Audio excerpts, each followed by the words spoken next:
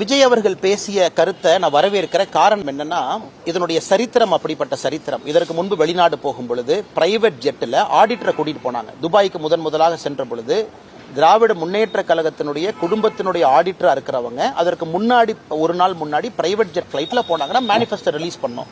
எந்த ஜெட்ல போனாங்க, 6 பேர் யார் போனாங்க.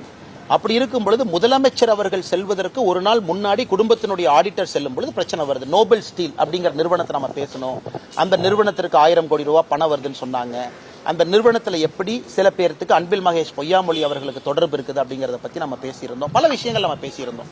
ஆனால் நாம் ஆதாரத்தின் அடிப்படையில் இதற்கு முன்பு முதலமைச்சர் அவர்கள் சிங்கப்பூர், ஜப்பான், துபாய், ஐரோப்பிய நாடுகள் போகும் பொழுதெல்லாம் நாம் கேட்பது வெள்ளை அறிக்கை கொடுங்க. அதனால இந்த ட்ரிப்பை பொறுத்த வரைக்கும் அவர் 2 பக்கம் போயிருக்காரு. ஜெர்மனி போயிருக்கிறாரு, UK போயிருக்கிறார். அதனால விஜய் அவர்கள் இன்னைக்கு அதை பத்தி பேசுறாங்க அப்படின்னா திராவிட முன்னேற்ற கழகத்தினுடைய பழைய சரித்திரம் அந்த மாதிரி.